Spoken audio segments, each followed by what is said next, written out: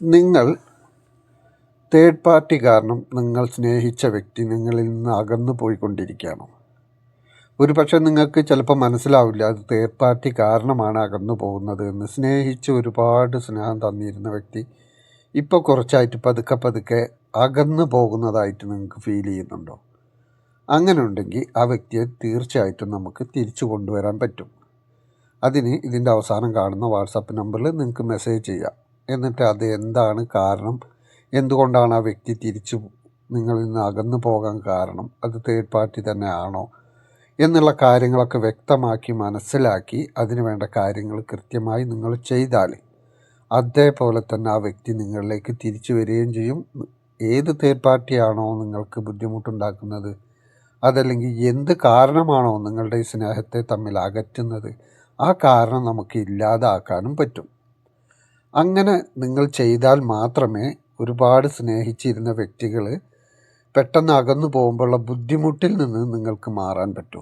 അല്ലാത്തിടത്തോളം നിങ്ങൾ ഇതേക്കുറിച്ച് തന്നെ എപ്പോഴും ചിന്തിച്ച് മറ്റൊരു കാര്യത്തെക്കുറിച്ച് പോലും ചിന്തിക്കാൻ പറ്റാത്ത അവസ്ഥ, ഒരു ജോലി ചെയ്യാനോ ഉറങ്ങാനോ ഭക്ഷണം കഴിക്കാനോ എന്ത് ചെയ്യുമ്പോഴും ഈ ഒരു കാര്യത്തെക്കുറിച്ച് മാത്രമുള്ള ചിന്ത.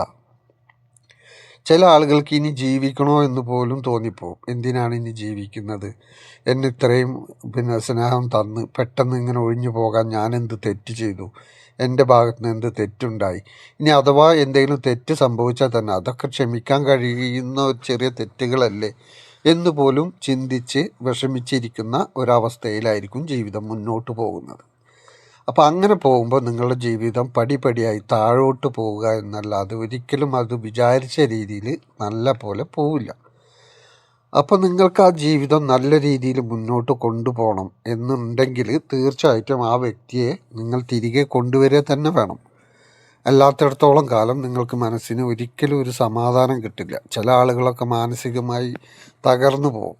മാനസികമായി തകരും തോറും ശാരീരികമായും തകരാൻ തുടങ്ങും. പിന്നീട് കുടുംബത്തിലും എല്ലാ കാര്യത്തിൽ നിന്നും നമ്മൾ ഒറ്റപ്പെടുന്ന പോലെ ആയിപ്പോവും. കാരണം നമുക്ക് ആരോടും സംസാരിക്കാൻ പോലും ഒരു താല്പര്യമില്ലാത്ത അവസ്ഥയിലേക്ക് പോവും.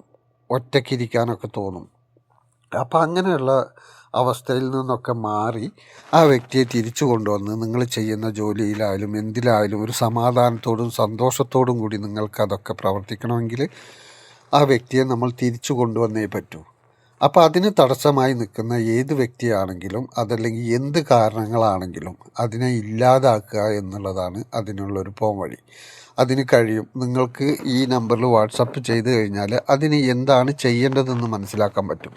അത് മാനിഫെസ്റ്റേഷനിലൂടെ നമുക്ക് നടത്തിയെടുക്കാം, മറ്റു പല കർമ്മങ്ങളിലൂടെയും കാര്യങ്ങളിലൂടെയും നടത്തിയെടുക്കാം. അപ്പോൾ അങ്ങനെയൊക്കെ ചെയ്ത് നിങ്ങളതിനു വേണ്ടി ശ്രമിച്ചാൽ തീർച്ചയായിട്ടും നിങ്ങൾക്കത് ചെയ്ത് ആ കാര്യം സാധിച്ചെടുക്കാൻ പറ്റുക തന്നെ ചെയ്യും. അത് പൂർണ്ണ വിശ്വാസത്തോടു കൂടി വേണം നിങ്ങൾ ആ കാര്യങ്ങളൊക്കെ ചെയ്യാൻ. അതിൽ നിന്ന് നിങ്ങൾക്ക് മനസ്സിലാക്കി നിങ്ങൾക്ക് പറഞ്ഞു തരുന്ന കാര്യങ്ങൾ അത്രയും കൃത്യതയോടുകൂടി ചെയ്യാൻ കഴിയുമെങ്കിൽ തീർച്ചയായിട്ടും നിങ്ങൾക്ക് ആ വ്യക്തിയെ തിരിച്ചു കൊണ്ടുവരാൻ തന്നെ പറ്റും. അപ്പോൾ അതിനെക്കുറിച്ച് അറിയണമെന്നുണ്ടെങ്കിൽ തീർച്ചയായിട്ടും ഈ നമ്പറിൽ വാട്സപ്പ് ചെയ്യുക. അപ്പോൾ എല്ലാവരും നല്ല സന്തോഷത്തോടു കൂടി ജീവിക്കട്ടെ, ഹാപ്പിയായി മുന്നോട്ട് പോകട്ടെ എന്ന് ആശംസിക്കുന്നു.